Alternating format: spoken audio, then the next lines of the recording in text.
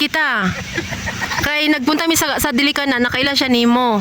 Sila didtong farmer nga kuan dili daw ka farmer kay dati daw kang nasa bus. Nya di daw ka batikan nga farmer. Pero ako silang giingnan nga dili ka batikan nga farmer tulad ng istorya nila pero ang imong area ay wala na ka nag-spray og mga insecticide, pesticide tinuod. Oo, sukad nga nakakuan ko aning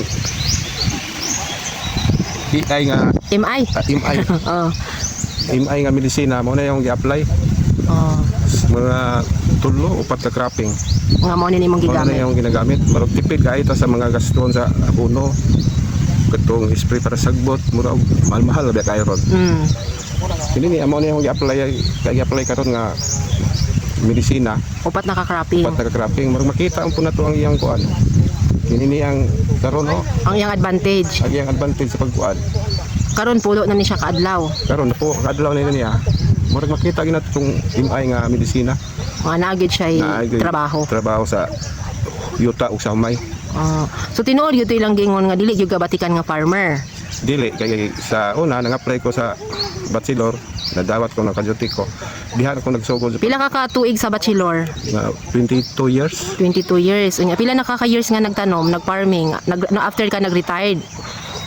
Ako yun, wala ko maka-retire kay gipamayran mi sa kumpanya kay ang ilang amahan nga mo gitag-iya mo nawa. Niya ang mga anak nga nagdala lain mong pamanlawd sa mga anak kay ang tagas ug libre service pa may gipang bayaran. Gibayaran og sayo. Mo tong na-appeal ko sa wala pang pandemic dito ko badbara nagmasayro nya mura maglaay kaya di akong ginikanan pud wala na diri sa Ilaya. Mo tong naka-decision ko nga mubasak ko. Pila ka katuig na nagbasak?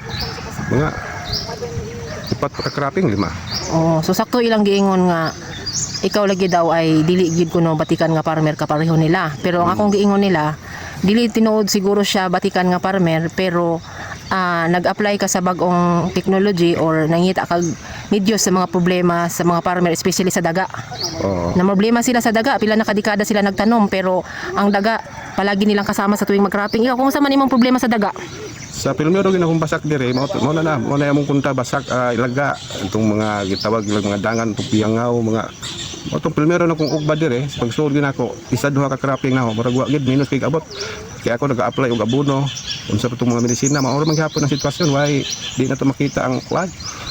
Sa di pa ta ka-apply abono makita itong humay nga murag tambok maka-apply tag abono umawa ang humay kay ang sagbot may motubo.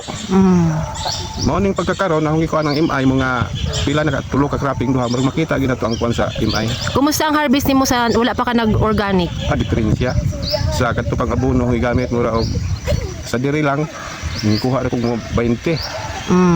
Pero sa nag-organic na ka? Sa nag-organic na ko abot nag 40 39. Nya kumusta ang timbang sa 20 ug sa 40 39? Depende sa Asa man ang mas bugat?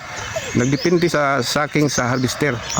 Puro na mo timbang og 60, 50 pinakadako 64. Karon nga nag-organic ka. Karon nga nag-organic na.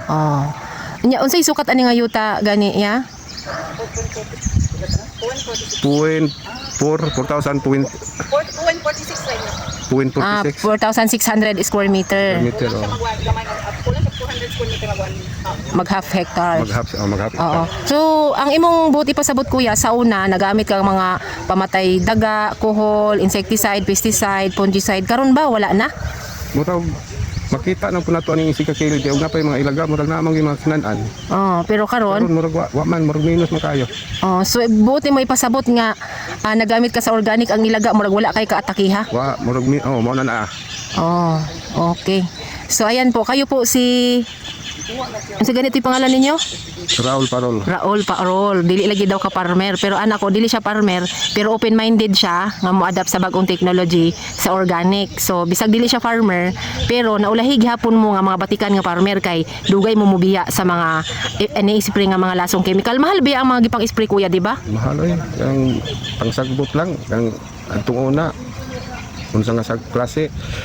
Isang 1 liter, 1,000 kapin. Karon na po'y bagong kuan, dagan na po 1.8. Napagani 2,000 kapin.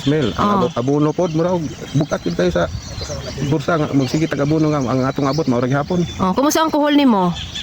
Murag wa magkuhuli niya.